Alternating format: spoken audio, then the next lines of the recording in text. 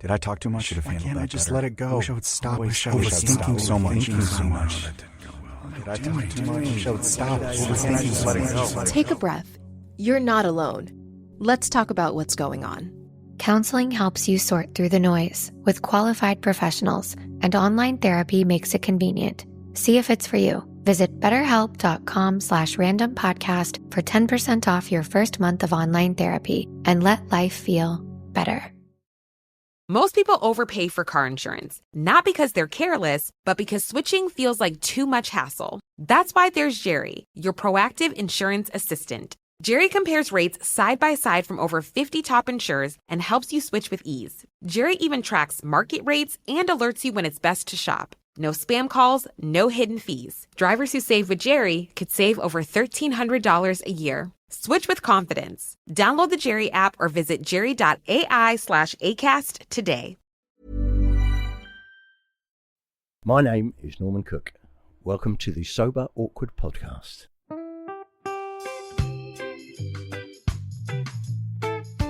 Have you ever woken up on a Sunday morning and said, "I'm never drinking again," and then found yourself waving $50 at a barman by happy hour? Are you wondering why everyone else can stop at 1 while you head to a dodgy after-party with a weird bloke called Disco Dave? If so, it might be time to take a deeper look at your relationship with your reliable social crutch, alcohol. On each episode, we'll investigate our own dysfunctional dealings with booze and find out if it's possible to stop this deeply ingrained habit before things get too messy. Yep, we're going to open up a shame shed of humiliating drinking stories to help you understand why waking up from a booze coma each weekend with a kebab sticking out of your top pocket might actually be negatively impacting your health. Hamish and I are here to delve into what it's like being sober, an unwanted warts and all look into why giving up those cheeky pints or putting down those mummy wines will make you feel happier, help your anxiety and mental health, and turn you into the most sparkly, authentic version of you. Won't that mean I become boring though, Vic? Well, Hamish, we'll just have to wait and see. I'm Victoria Vanstone. I'm Hamish Adams-Cairns. And this is Sober Awkward. Yeah, so sadly, a few people that I know have died in the past few weeks, Hamish. Wow. Friends, family? No, kind of acquaintances. But it's always a shock, isn't it, when you hear about people just there and then they're gone. It's very odd, isn't it, when it's someone you don't know very well. There was a guy from my writing group passed away. An 82-year-old guy died in a motorbike accident. And then an old friend from home passed away that I used to hang out with in Brighton, which was sad. And a local guy where I live, I always saw like every day on my bike. It's not even someone I spoke to. But then someone just disappears. It's so odd, isn't it? How do you react to that? Do you get very how to sad react. about it? Do you like, I'm lucky to be alive and I need to grasp every minute? Like, how do you deal with I just think, death? that's sad. I just think, that's sad. And I guess you kind of move on from it if it's someone that's not close. It's strange, isn't I it? kind of feel relief a lot. Well, it almost sounds ungrateful, when you hear that, say, a 50-year-old that you used to see at the post office passed away. Yeah. And I always go, I'm so lucky that that's not my mum, aunt, friend. I'm so lucky that I don't know that person. So it makes you want to appreciate the people in your life that are alive. Yeah, I do. And that almost sounds ungrateful. So really the first thought should be poor them and poor their family. I'm sure that is your first thought, but like at the same time. It's the same time, like, is it? I'm lucky that's not my family. Selfish. It's a little bit selfish, it is, but it can be a bit confronting, death, of course, can't it? I mean, I saw a dead body last week as well. I told you about that, didn't I? That's mental. I don't think I've ever seen a dead body. Yeah, they haven't identified the person yet. It was all very strange. I was driving down the road and I saw people sort of gathered and focused suddenly and saw a body in the water. Terrible it was. I actually felt sick afterwards. Yeah. Death is okay until you're confronted with it, isn't it? Yeah, it's like, we won't think about it, it won't happen, and then suddenly it's right there and you're like, oh my God. I watch a lot of UK news. One thing I do like is reading The Sun. Oh, really? Yeah. Just because I think it's a really rubbish but also good overview of anything that's going on in England, that if I've got 1 minute to have a scan of the paper. It's usually about busty displays. Always like, she was putting on a busty display. It's usually someone who's like currently on I'm a Celebrity, Get Me Out of Here, or Strictly Come Dancing. Yeah, or the one where they all have sex with each other in a house. Oh, you know? Love Island? Yes, Big Brother? That's it. Yes, one of those. And they've gone for a walk and they don't look very good. They haven't got makeup on and like a tit falls out. Yeah. Like, that's front cover. Oh, she's putting on a busty display. It's always that. It's all about how people look, isn't it? Anyway, one of the things I noticed in The Sun is a lot of the front page news is about fights on planes, which I love. It's a those good topic. stories. Yeah. And you can always find something online. There's always something when you're scrolling, isn't there? Someone having a fight on a plane or saying something rude to someone in the seat in front. I read yesterday about a fighty combo, Hamish. A grieving man that sunk 12 pints of Guinness after his grand's funeral before thumping a fellow passenger and headbutting a flight attendant after he was caught smoking in a plane toilet. Obviously, he was pissed. Then below there was an article about a drink driver stopped after attending a funeral with a positive blood alcohol test, even 7 times the legal limit.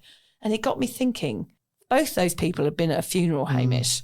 Why do people get so shit-faced at funerals? Okay, so we've done an episode in the past on dealing with grief, which you can go back and listen to, and the aftermath of losing a loved one, how it affects emotions and your drinking patterns. But we've never really done an episode about the actual funeral or wake. Why the hell are they so boozy? Where did this tradition start? And is it rude to decline a pint when you're toasting a loss? Oh, yeah. We get a lot of emails about this one, don't we? We do. Yeah. And you can't really call ahead and ask if there are any alcohol-free drinks options, can you? I don't think there's any calling ahead at funerals. You can't call ahead at a funeral for anything, can you? No one wants to receive a phone call. I'm vegetarian. I just thought we'd know, the grieving wife. Yeah. It sounds like you're sort of trying to cater for yourself. Gosh, this is a boozy minefield, Hamish. Or should I say a graveyard? Yeah, too soon. But really, how does a sober person get through a funeral without joining in? I actually bet there are loads of people that relapse at funerals. Absolutely. And wakes. I know that people write to us and dread one coming up. It's a bit like we get a lot of like, oh, I've just gone sober, but I've got a wedding next month. Same with funerals. You might have a rock solid sober streak, be feeling like you've got this, and then the unexpected happens. Someone you know passes away, and everyone will probably want to do a cheers, either because it's tradition or because the person that died liked to drink, or because you feel sad and that seems like an obvious answer. Whatever the reason, no matter what, this is going to be confronting, and booze is going to be shoved under your nose as soon as the churchy bit of the funeral is over. It's actually amazing how often people say to us, I lost someone I loved, and so I drank a bottle of wine every night for a week. Yeah. As you would expect, or like as normal, or as per, like that is almost the norm. It is the norm. Yeah. I don't know where it's come from. I think we're going to get into that actually. The reason we wanted to discuss this today is because it's something all us sober folks will face at some stage. Unfortunately, death is part of life. We will lose people, and it's weird how we don't talk about it too much. On Sober Awkward, we feel like the more we talk about stuff, plan for the unexpected, the easier they will be. We want you to go to a send-off ready to feel all the emotions, process them, and go in there knowing you won't have a drink. We don't really ever question how we do funerals. They never really change. I mean, the most radical thing nowadays is not wearing black. What would your funeral look like, Hamish? We're talking about when you die peacefully in your sheep. In my sheep. In my favourite sheep. Sheep shagger. In your sleep at 101 years old. Okay, well, it's obviously going to be a busy one. Difficult to go from sheep shagger to describing my funeral, isn't it? Yeah, I don't know. That's probably how you're going to die. He died doing what he loves doing. We won't go into that. Anyway, my funeral is obviously going to be a busy one because I'm a bloody legend. Of course, yes, yeah. They won't be able to cram everyone in. Yeah, it won't be able to be. The streets will be lined. There'll be trumpets being held to the sky, and those horses covered in flowers like they do in Ireland, and no sheep. People riding in on sheep. All your ex-girlfriends. People riding in on sheeps. There'll be a little stable in the corner of the church. What are these fucking sheep doing here? What's going on? Well, that's Margaret. I would like everyone to get dressed up at my wedding, like not as funeral. Do you have any dress up sheep? I'd like to dress up as a sheep. You've got a good outfit, yeah. Okay, so I want everyone dressed up, but not smart and not black tie. I want like fancy dress at my funeral, please. Any sort of particular theme? It's difficult to look far from farm creatures now, isn't it? It is. Yeah. Just some of the characters in Old MacDonald. Yes, okay. Yeah. Actually, Old MacDonald could be the first hymn. Farm fetish. Yes. Okay. I would like the first hymn to be Old MacDonald, and if you're dressed as like a horse, you can step up and do your bit, and then a cat. What are the other animals in Old MacDonald? Ducks? Yeah, ducks. They can all sing up. Kind of like that first scene from Love Actually. Yeah, I was a... Yeah. That's what I want. I want there to be readings rather than sort of like religious passages. Readings of cool books and funny things. Okay, yeah. I want it to be quite funny and weird. I would like people to say, I've never been to a funeral like that before. Okay. Which I think we can guarantee with the sheep. Yes. Maybe Craig David could do the music, but if I die when I'm 101, he will be 140 something, I think. I don't know. Oh, okay. How old is he? May the 5th is his birthday, but I don't know. How old is he, Craig Dave? Must be He's my got to be in age. his 40s. He's probably 10 years older than me. Yeah, it's probably my age, yeah. He might be dead by the time I go 101, but hopefully not. He could do the music. This is serious, I do actually want my ashes sprinkled at the Oval Cricket Ground. Actually, half of the Oval Cricket Ground, and I've got a favourite tree, which does sound dull. I have a favourite tree. It's in Hareham in Yorkshire, and I visit it every year when I go there for Christmas. I want the other half of my ashes at that tree. Okay, that's nice. It's quite sweet for my friend, because it's my... I don't think that's boring. To have a favourite tree? Yeah. Oh, I'm glad. No, I did hear this week. I've got a favourite tree in Majimba. Do you? Yes, it's a gum tree. It's got beautiful leaves on it. I heard this week that Novak Djokovic climbs a tree in the Sydney Botanical Gardens every year secretly before the Australian Open. It's like his and lucky he keeps tree. winning, yeah. The reason I know that tree is it's right next to my friend's house. Yeah. And he was back there visiting He's his like, there parents. he is again, fucking Novak Djokovic. Up the tree again. Not that one. Oi, Djokovic, get down. Imagine going on a dog walk and looking up and seeing Novak Djokovic in a tree in the Sydney Botanical Gardens. But no, so my friend was there visiting his parents, and they went for a walk, and they went to my favourite tree and spoke about what I was up to. God. Sounds like I'm already dead, but I thought it was quite sweet. They're talking about me by my tree. I'm not going to, just so you know, if you die, I'm not going to go to your tree. I can't be arsed. If you're in Hareham, Yeah. pop into my favourite tree. Actually, last time I went there, I took Liz to see it. Yeah. And it's kind of like in the middle of someone's farm. Okay. And he came out in his tractor and have a shout and scream at us. Oh, he didn't Slightly say, he didn't tell, I tarnished thought it. you were going to say it was really sweet and you told him the story. I and he was know, like, he was too far away, he was screaming. oh no, get off my land. I know. Well, it's Oh, like kind no. of, it's near a public footpath, so I thought I'd get away with They're it. funny about public footpaths in England. Oof. God, that's a whole other episode there, Hamish. But no, basically, I would like the theme to be have a good time. I'm not there, so I hope it's like a fun party. And a lot of sheep. And as many sheep as can fit in through the little church door. Shoving the sheep. It's actually a weird thing that I've thought about a fair bit. I don't know if I feel like I don't have an ego, but I do think about what my funeral would look like. Okay, and I that's think funny. that is quite egotistical. Yeah. Like, But no, like it'd be daydreaming nice. that just That you're is popular. full of people who are crushed that I'm gone. You know? It'll be one of those ones you see in really sad, depressing English films where there's two people sat there in a coffin Yeah, at the front. exactly, It'll just yeah. be me and Liz. Yeah. Yeah. The And then grieving just like widow. one of you coughs and it's this hollow sound through this really big empty church. Yeah, and I'll wear clumpy shoes. And so you'll it's eat clip clop. sandwiches cut into triangles. Yeah. And then just go around your days. Veils over our faces. Yeah. Yeah. And then I'll try and claim some of the will. Yeah. And cause a really horrible situation. Or it'll be an open casket. You'll try and nick something that I'm wearing. your like pocket watch. cufflinks or something. Yeah, it'd be nice. Anyway, how much time have you spent thinking about your funeral? Well, I've spent a lot of time thinking about death. Yeah. Because I was in a situation where I was very confronted by it in my life. Mm-hmm. The tsunami was full on. Yeah. You could see death everywhere where I went. I won't go into it loads now because it was quite horrendous. But I saw how people reacted to it and I found it quite fascinating. So when I went back to Thailand after the tsunami, it was literally like the next day, I had no idea what I was going to be confronted with. I'd seen the pictures on the news and everything, but I didn't know where I lived had been so affected. And it was coffins piled up everywhere. There was boats of dead bodies being ushered in and out of the port. It was really, really confronting.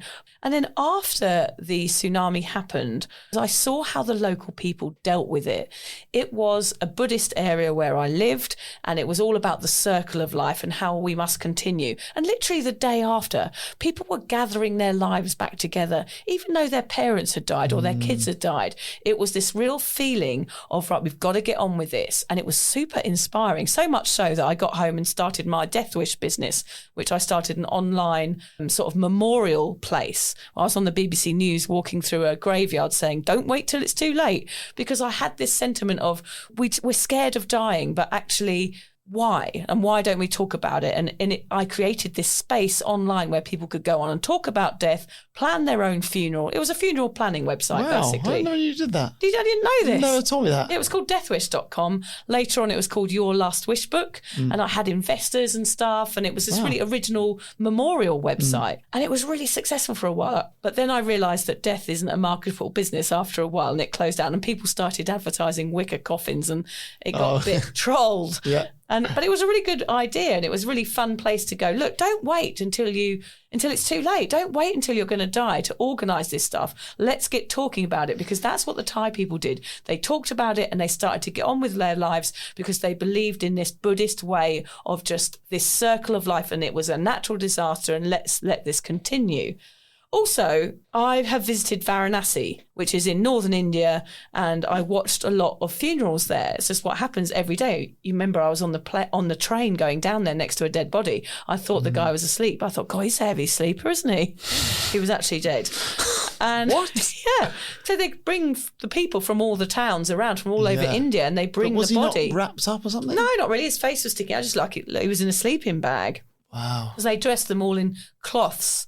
Yeah, so there's lots of dead bodies everywhere, and they burn them on the pyres on the banks of the Ganges, which is actually really fascinating. It's a raw emotion, and people dealing with death right then, right there. It's quite interesting to watch. Do they do that instead of a funeral? Is it? It is the funeral. Is the burning of Varanasi the funeral? Yeah. It is the actual funeral, and it goes on for days. There's different celebrations, and sometimes they kill a goat and all sorts of things going on. But yeah, it's really interesting. I've always been interested in death. I read a very famous book, I think it's Living Dickens. and Dying. Yeah, I can't remember. Must be one of Dickens or Chaucer's. Where is the green sheep? Yeah. That's your favourite, isn't it? Harry and the Wrinklies, my favourite book. Oh, okay. If you're wondering. Your kids' book, Yeah, it was kids' book, yeah. Harry and the Wrinklies. I must have read it 12 times. Have to bring it in. Anyway. I've always been interested in how other cultures process death. Yeah. I just find Eastern cultures do death a bit better than us. They talk about it more, and they talk about the end a bit more. They conceive death more as a transition, a passing on to another life. I guess people's religious and spiritual beliefs play a role here. I would like my funeral, I would like everyone there to be sober, first of all. I would like an 80s flash mob. Yeah, nice. Yes, that'd be good, wouldn't it? Yeah. Some sober dancing, some rave dancing to some 90s house classics. Maybe some sing-along to some Bob Marley. I wouldn't mind that. Yeah. Tea, chocolate fountain, swim in the ocean. Oh, I'd like a bench as well. Can you get me a bench? Yeah. A bench Engraved. overlooking the ocean where people can sit and think about how much they loved That's me. nice. Okay, any Or hate particular me. ocean? Like, where do you want the bench to be? I don't care, anywhere. Just looking at the Any ocean. beach will do. Yeah, any beach will do. I'm Just going to make you regret that. Okay. I'm going to A put horror plankton. somewhere where like the sewage gets pumped out of. You could get me a hate bench. Oh, really? Yeah, so people could sit there and remember how much they hated me. Yes, Yeah, and the hate bench. encourage dogs to piss on it. Yeah.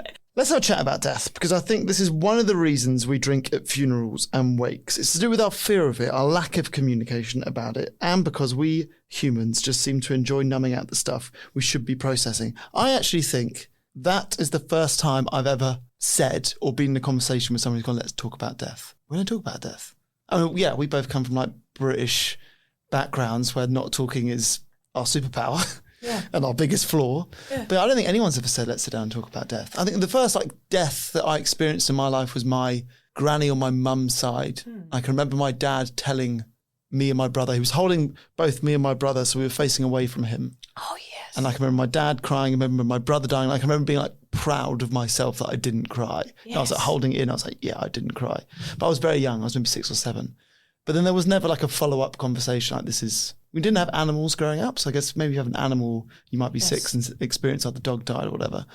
But yeah, we never talked about it. And then I don't know, I thought about this morning. My other grandma, my mum's mum, I was really, really close to. And she died when I was maybe 22. I was at drama school. And I can remember her being quite sick and us knowing that it would probably happen quite soon. I was living in Paris with my girlfriend and her dad was visiting. And I can remember coming home and not sort of straight away telling my girlfriend at the time. I can remember telling her dad in a conversation, her overhearing it from the kitchen, and like, what? Yeah. Like just not being comfortable enough to talk about it. It's very odd. I wonder if it's a hangover from the war. I wonder whether death was so prevalent everywhere and people were just going off and you knew that you weren't going to see them again, but you had to keep you had to keep your chin up. Right. You had to say goodbye and see you soon, and like this is going to turn out okay. So you had to keep that stiff upper lip about death, because you were really not sure, and it was highly likely that people weren't going to come home.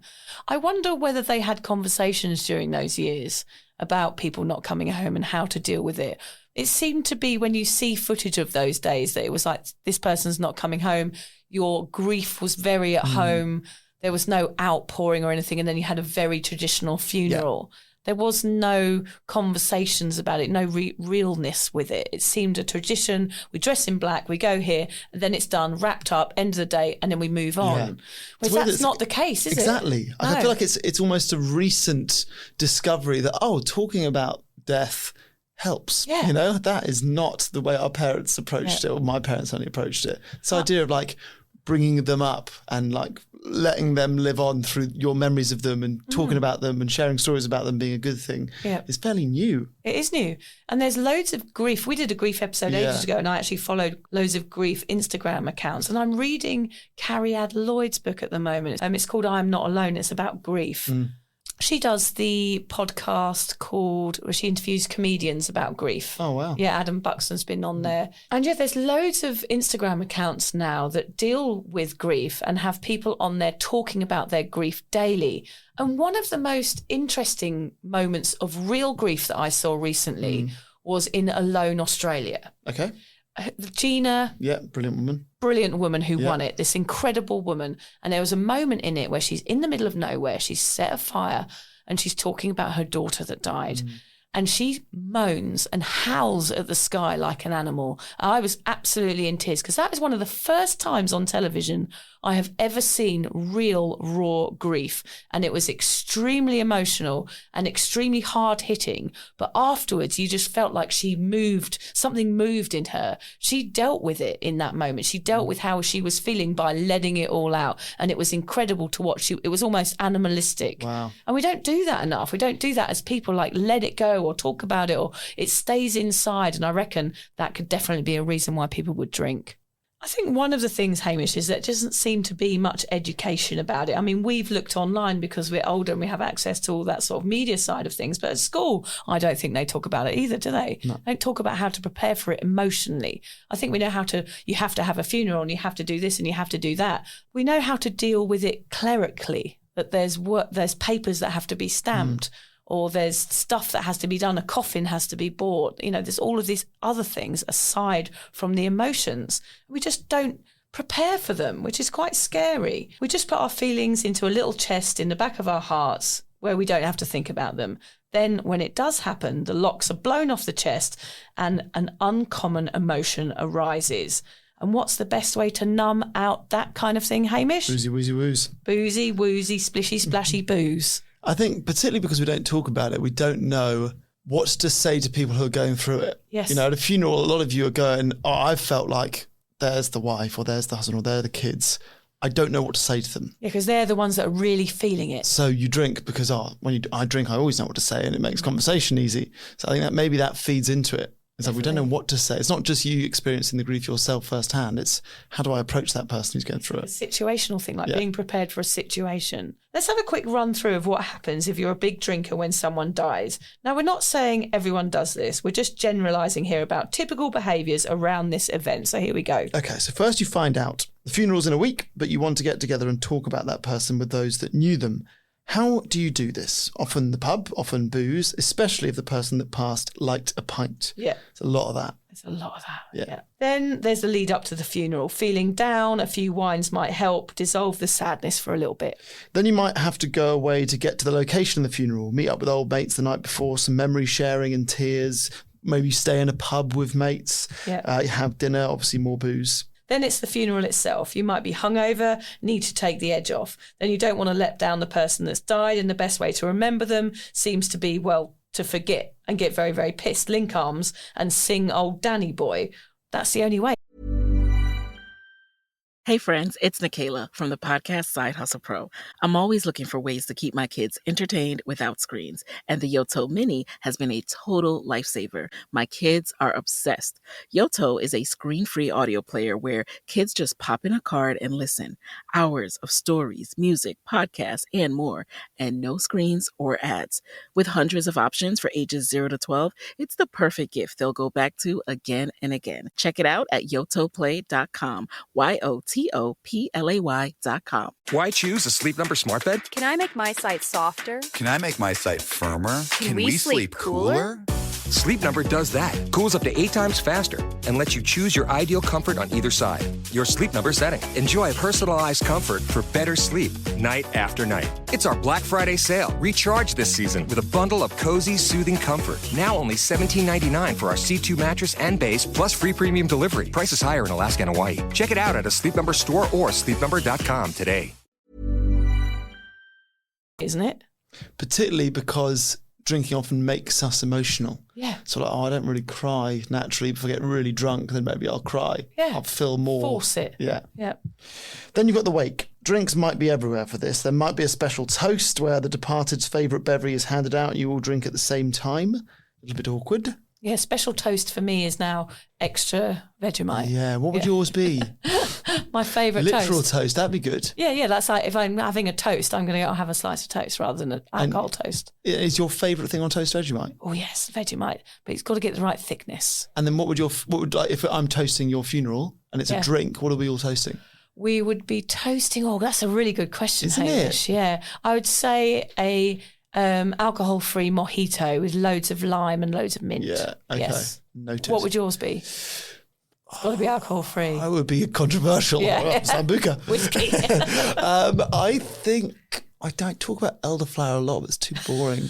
Oh, God, everybody, let's remember Hamish. Well, we've both discovered that wild new fizzy water, didn't we, over the break? Yes. Maybe that would be the Soda drink. Smith, yes, Is we'd it? have It's Soda Tasmanian. I love Tasmania. Another reason no one's going to come to our funerals because we're all having soda I waters. know. Well, actually, I introduced it to a friend the other day and I was like, this is the greatest thing you've ever drunk. Taste it. And he was like, that's not as good as San Pellegrino. Yeah. I built it up too much. I think maybe my taste buds are now like so out of the game that good soda water tastes unbelievable. So I guess that, and then what toast? Oh, no, you'd have coconut. You'd have fresh coconuts. Oh, at your fresh funeral. coconuts all around. Yes, that'd be fun. That'd be good, yeah. Yeah. With and Hawaiian then we could all, outfits. then we tie them into like strings and wear them as bikini tops. Yes, and helmets, coconut helmets. Yeah, I'd love a fun. good coconut helmet. And then if it was toast, an actual toast being passed around at my funeral, Jam? I would go with Marmalade? speculous. What's that? You know, lotus. Oh, God, you're so posh. Oh, What no, the it's fuck? not posh. It's only from the Amazon You've jungle. had it. You've had it. No, speculous is like the stuff that you've had. It comes as a biscuit. I think it's a French biscuit. You often get given a free one when you get a coffee.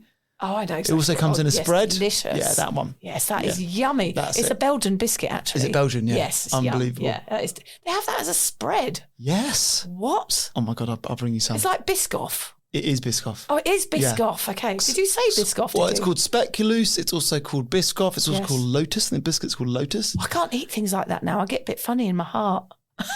What does that look like? I just get a bit palpitation because I don't have sugar anymore. Yeah. So I'm like, oh God, I've had a bit too much biscuit. I wasn't going to mention it. We've gone back on sugar-free, like the hardcore one. What? Yeah. Oh, you're on it now? I'm on it now. I just don't eat sugar I'm at all allowing anymore. myself fruit, but I'm fruit, yeah. allowing that. God, we're I can't. That's going to dominate this You'll podcast. be giving up soda water next.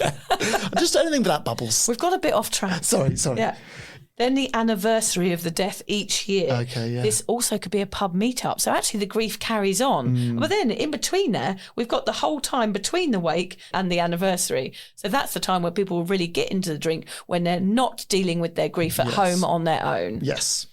Now, we know funerals and wakes are very different depending on how a person dies, their age, where you're from, your religious beliefs, and many other diverse circumstances. The funeral of a child is very different from someone that's in their 90s, for example, but the tradition seems to stay very much the same. Funerals and wakes seem to always involve alcohol, and it's been going on for ages. Yeah, the word wake in relation to death originally meant a watch or a vigil or a guard where mourners would keep watch over the dead until they were buried. Now, I do like that. I have never done that, but I do like the idea of going in and saying goodbye to somebody. But then would that be your only last thought of them? That worries me too. I did it once. And is that the only thought of that person? It was a friend of now? mine who committed suicide. Oh, God. And I must have been 20. Yeah. And it was in Belgium. We got there and they said, do you want to go in and see him? And he was in this cold room and he was in a suit. Oh, that's horrible. Yeah. And I don't know if I went in with like 4 of us had travelled out for it. Yeah. We went in at the same time. I don't know if I would recommend it. I don't think I would. think you need to see them to say goodbye. I perhaps would like to be in the presence of the body, but not actually seeing the body. After the tsunami, I had to go and identify somebody. And that really is my only image of that person now. And of course, when your body's been in the water for a long time, doesn't look like a human being anymore. Yeah. And you have to look at the, tattoos and anything that might identify them. And that is a horrible thing to have to go through. And it would be difficult to get that image out of your mind. But I do like in, these death doulas and stuff where they train people that have a terminal disease or something, how to deal with their death. I do think that is amazing. Some wakes in history would also include feasting and merriment after the vigil is over. So you sit with the body and then you celebrate after they've been buried.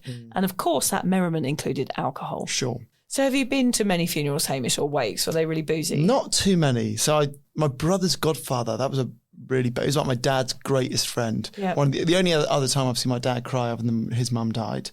And he died of he was caught in an avalanche. Oh, wow. Yeah, awful. One of my great friends' dads, he died in a skydiving accident.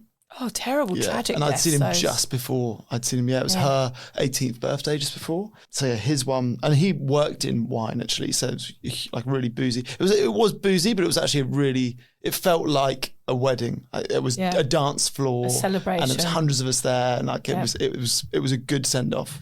I think sometimes it can also depend on the person's personality. Yeah. Like if someone's really gregarious, you want to give them a gregarious funeral, don't you? You want to really amp it up. But if someone's quite solemn, some people want to be remembered in a sad way. Yeah. I wouldn't. And I don't think you would, but I think some people would like everybody there to be sad. I thought you would have gate crashed a few wakes in your time. Just to pick up chicks. Yeah. What's that voice? I don't think I've ever gate crashed a funeral, Hamish. I'm sorry that I disappoint you there. You probably imagined that I would have done in my old Brighton days. You don't even have a single story about... I think I may have done once when I was travelling. If you believe in hell or not, you are going to hell if you gate crash a funeral. Why would you want to be in that room? Well, I think actually once I got invited in, I was a traveller and I was travelling through Asia and there was a funeral happening and the people were like, come on, we're having a drink. And I just joined in the funeral. I don't think at first, because everyone wears white in Asia to a funeral. Oh, really? So I didn't realise that it was a funeral until I walked to the back of the room and there was a coffin with a dead body. You thought there was a cricket match going on. Yeah. But I've not been to very many funerals, that's actually. good. My gran's was in a pub. It was quite jolly. There were like cucumber sandwiches and it was nice seeing all my long lost cousins. Like situations like that when you get to see people we haven't seen for ages are quite nice. But I was a drinker and I probably would have been offended if someone hadn't taken a drink at my granny's funeral. If I'd passed someone a glass of wine and said, let's celebrate my grandmother, and they'd said no, I would have taken that personally back in those days and been like, you've got to celebrate their life. I was that beer bully, as we know. It's not my best character trait, I will admit. After the tsunami, a few Thai people I knew had passed away during that. We drank whiskey. That was the thing that the Thai people used to celebrate a life. We seemed to use alcohol to remember and to reminisce.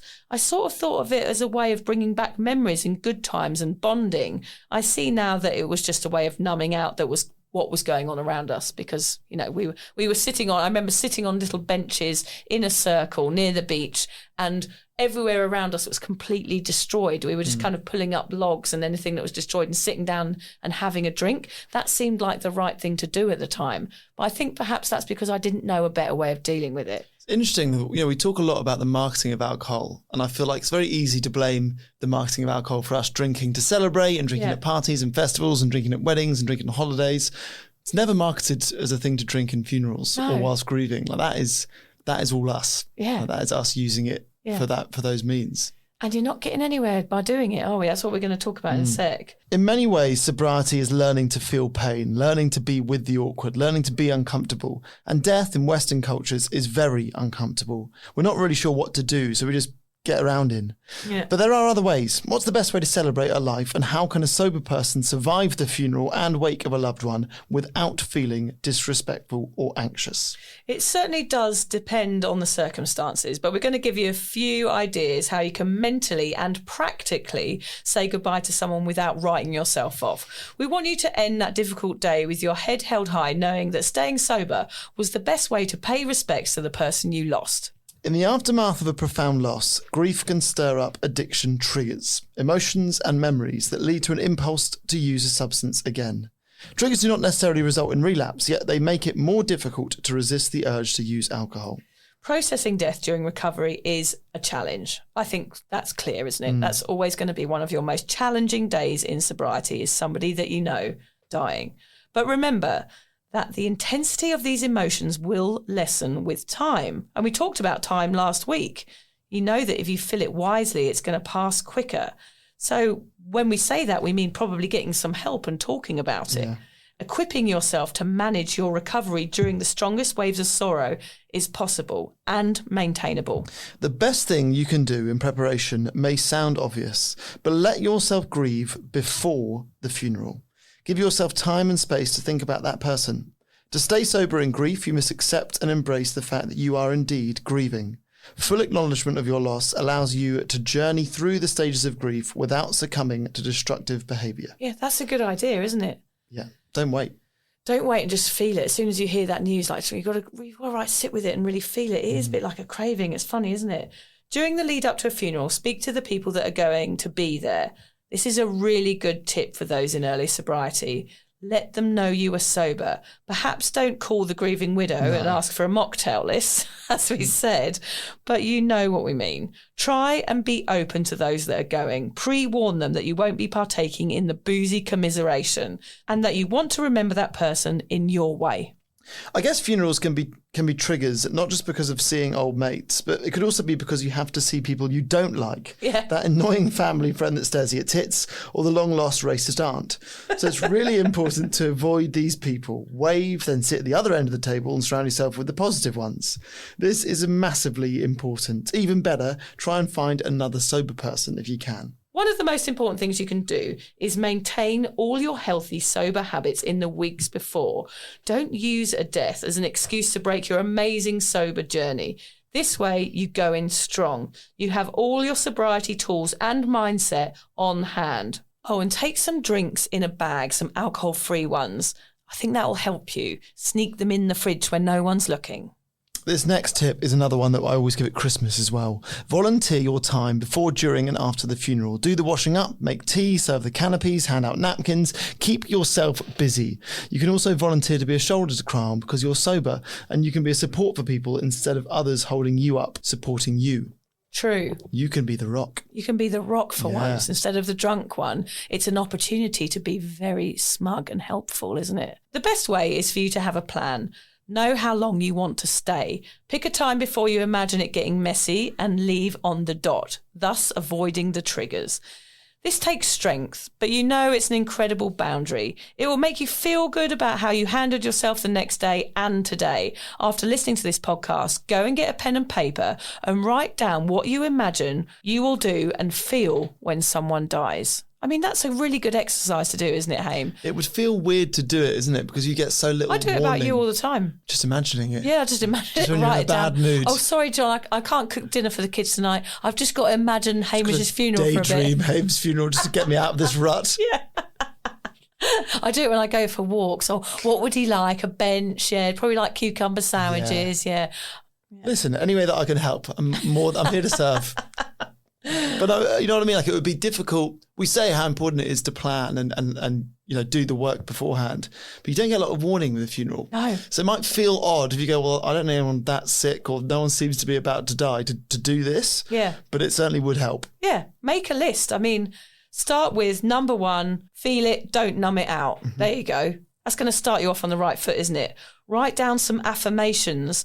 Think about how best to commemorate your relationship with that person. Think about how it would feel at the end of the day sober with your head held high, knowing you got through it unaided. plan the feelings. If you really imagine how the day goes, then you won't feel as much anxiety about it when it actually happens. Then you can enter the situation feeling super strong and leave it feeling proud. Hamish, have you ever dealt with a funeral since going sober? I have not dealt with a funeral, but I have had to deal with grief. Okay, so my godfather died a couple of years ago, and Liz's uncle died last year. So I've sort of been around people grieving sober. So I haven't had to confront being in a funeral, but I've been able to sort of help people through their grief while sober, which has certainly been a lot easier. And having to deal with the emotions. And I think that's sort of, I couldn't go to either of those funerals. And I think that is maybe an obvious tip to give, but it's quite a good one. You don't have to go to the funeral. If you spent all of your time with that person, for argument's sake, surfing, and you think it'd be a better way for you to commemorate it without risking going to a funeral if you're scared it might relapse and make a set of yourself. Totally agree, 100%. Go for a surf. Hamish, Do something that you did with them that isn't going to the funeral. I'm sure everyone would understand you not being able to make it to a funeral. And you just go, you know what, I'm not in a place where I can, but here's what I am going to do to pay my respects to that person. Yeah. Anyone would understand that. I think that is really, really true. I think that's a brilliant point to make, because in early sobriety, going to a funeral is quite likely, 50% likely, that you might fall off the wagon, isn't there? Because the pressure is going to be on. And the last thing you want to do is offend someone that's grieving. That's the point, isn't it? If the grieving widow comes up and offers you a drink, let's remember old Jimmy, he loved his whiskey. Come on. It is going to be very, very hard to say no. Particularly because a lot of us drinkers are people pleasers or empaths. Like being in a room full of people having a bad time, our instinct, you and I, would be like, let's cheer everyone up. Yeah. How can I cheer everyone up? Well, I can be the dick and I can be the drunk idiot and be the cheery one. Yeah. And it'd be, there's a lot of hidden risks going to a funeral unless you're rock solid. I do think that is good advice, actually. And I don't think the person that passed would want you, who is now happy and sober and feeling good about themselves and learning to be confident socially and all these other incredible things that you've achieved. I don't think the person that died would want you to write themselves off just because they've passed away. Yeah. I certainly wouldn't. Yeah. In sobriety, my cousin died in the UK. I was here in Australia. I didn't really know what to do with myself. It did feel quite odd. And I did have another cousin die during the pandemic who committed suicide. I actually both times went to the Chen Risig Buddhist temple. It's about 45 minutes from here. I nearly went there this weekend, really. Okay. I've never even heard of it until last week. Yeah, it's a lovely place. It's beautifully peaceful. Yeah. And I wandered round and I, looked at the prayer wheels and the flags blowing in the wind. It's just a lovely garden up there. I watched and enjoyed a peaceful moment within myself. I didn't say anything. I didn't really do anything. It was just nice to remember someone walking around a garden, just doing something nice and going, I'm sad that you're gone. Yeah. That was it, really. And I felt better afterwards. I said to my husband, what shall I do? Because I felt like I needed to end something, or I'm not sure. It's a funny feeling, isn't it, to be in Australia when people are dying in the UK and you're not being able to go back. I tell you what helps me is writing letters to the family. Great. Something about sitting down and putting all of your emotions or your memories of them on paper. Yeah. Maybe it's a cowardly thing for me. I find it easier to write it than speak it. I think it's lovely. And writing it is like a nice way of processing it. Also, you get to keep a letter, whereas words, you can't really take them in, especially if someone's grieving. They might not be able to hear you properly. Exactly. With my auntie, it was her daughter that passed away. I sent her a locket with a photograph of her and her daughter in it, which she still wears every day. She said it was the loveliest thing. Yeah, so it's just about trying to show your respect in a different way if you're not going, showing that you're thinking about them. I feel that my sobriety allows me to sit with feelings better. I think it makes me clearer in every way, so that even though I know death will be hard and I will have to confront it sometimes, I can go in there knowing I won't drink. It's about that confidence thing again, isn't it? Drinking is how I blocked emotions and sobriety is how I process them. I think it's also important for us to say at this point that there is no judgment if you relapse at a funeral. Neither of us, thank goodness, have lost parents or kids. No, we don't know how that feels. And if anyone that does go through that, and that is the way you process it, don't beat yourself up about it. That is life. Don't beat yourself up. I agree with you partly, Hamish. Don't beat yourself up about it. But just know that the process is going to be harder and longer if you do. Absolutely, yeah, of course. Unfortunately. Experiencing a funeral or wake is a truly unique experience for every individual. There isn't one set a proper way to grieve, But what is important is that you talk about what you're experiencing and what you're feeling. When you hold these emotions in, they'll fester inside, making them even worse. Or if you drink through the feelings, as I just said, nothing will heal. Holding in your difficult emotions can also allow your thoughts to spiral to a dark place and get you thinking about drinking. Staying aware of your mental and emotional state is paramount, as grief can catch up with you. Take your time grieving, but if you're struggling with acceptance, it's important to speak about it with a counsellor or a therapist so that your loss doesn't impact other areas of your life. You can even do this in the short term, in the week before the funeral. You can get help any time. Yeah. I think sometimes we think you spend the whole week worrying about the funeral and not doing anything and maybe drinking and all these things. There's actually action you can take. You can call someone up who is a professional and say, look, I'm struggling. I don't know what to do. I feel like I'm going to drink, and there are people on hand. Remember, accepting a death doesn't mean you've forgotten about your loved one. As your life continues onward, you'll find ways of incorporating your loved one into your life experiences in a beautiful way, however that might be. Hugging that tree, Hamish, that you go and visit. You'll learn to honour them and to live your life in a way that they would have wanted you to.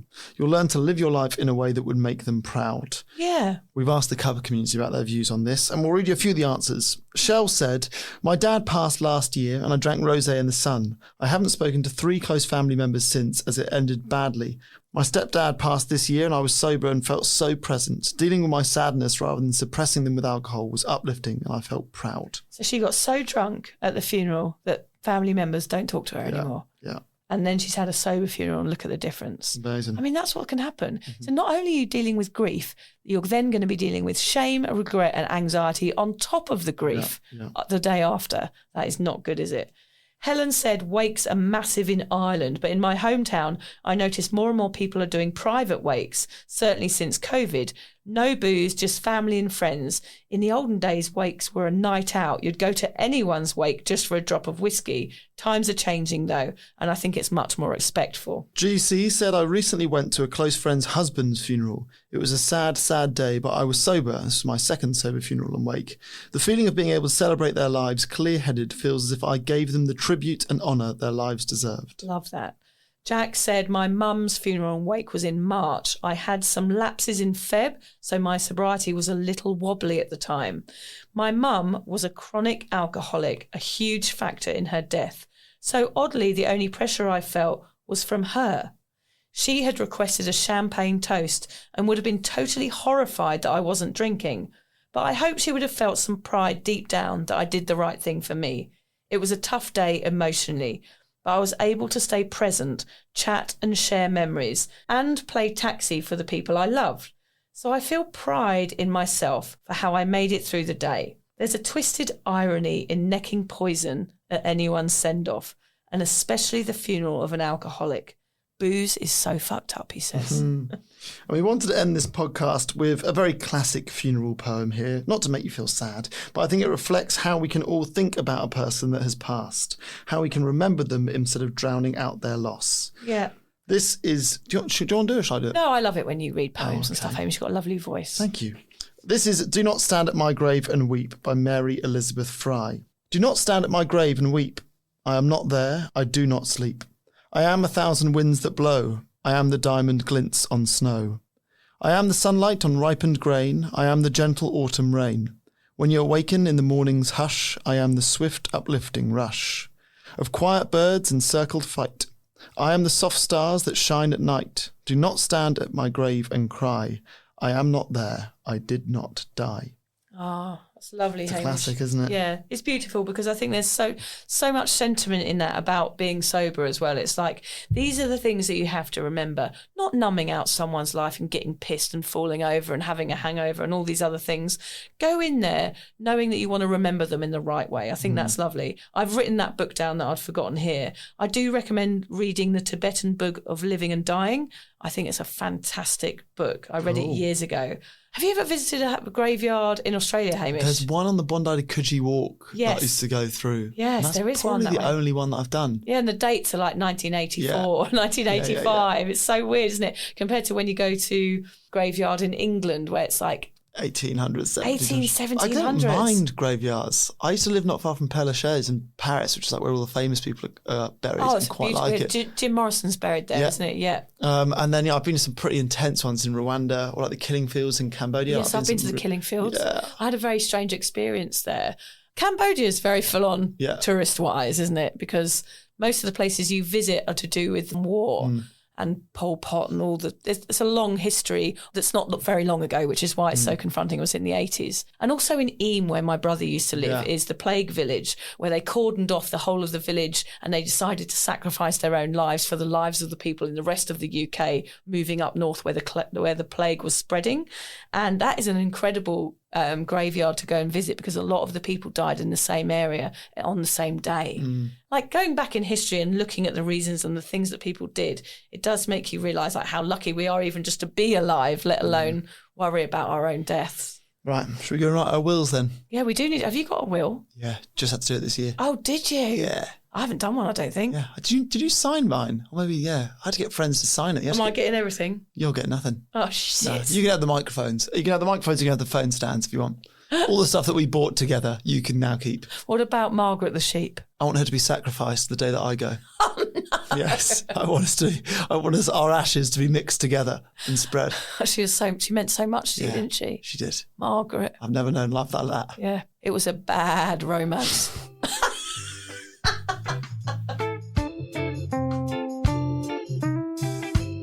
If you're questioning your relationship with booze, you're struggling to moderate, or your hangovers are causing anxiety, it might be time to reach out for some support. Yeah, just talk to a mate about how you're feeling, contact a local doctor, find an AA or sobriety group. Vic's got one. Yeah, just head to www.cuppa.community. Remember, if you're questioning yourself, it might be time to seek support. Even though this journey can be awkward, it is definitely worth it. And if you've enjoyed the Sober Awkward podcast, don't forget to review it, rate it, and share it with your mates. They have to share it with their mates? Yeah, of course they do. I'm not doing this for nothing, Hamish. Bloody hell. How do they share it? I don't know, just write it on the...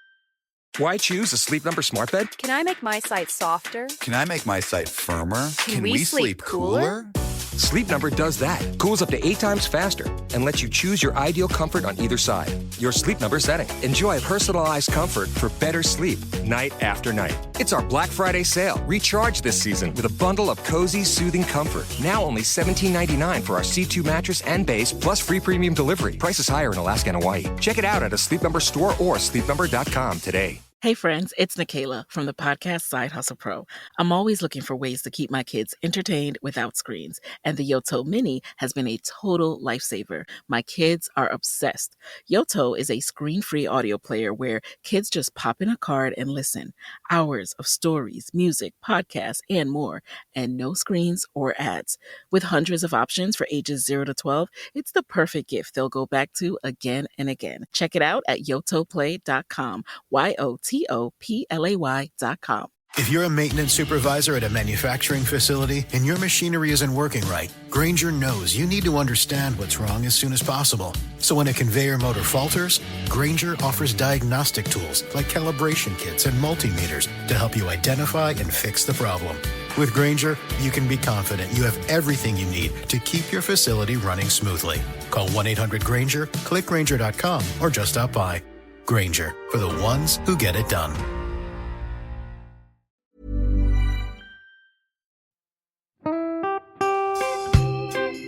So, as you probably know, my comedy memoir, 1,000 Wasted Sundays, is officially out. All my magnificent fuck-uppery in one awkward hit. If you'd like to get your hands on a copy, it's now available from all good bookstores. We always say all good bookstores, don't we? Yeah. Are there bad bookstores? No, it's probably ones with moody sellers. Oh, yeah, really depressed librarian folk. Yes, Okay, good. So there are probably some, but we're only storing it in the good ones. It's only made it into the goodies. You can also get it from all good online retailers. The print version and ebook are out now, and the audiobook will be available in March. I've been writing my memoir for 5 years. It will make you laugh, cry and cringe, and hopefully inspire a few people to reconsider their relationship with booze.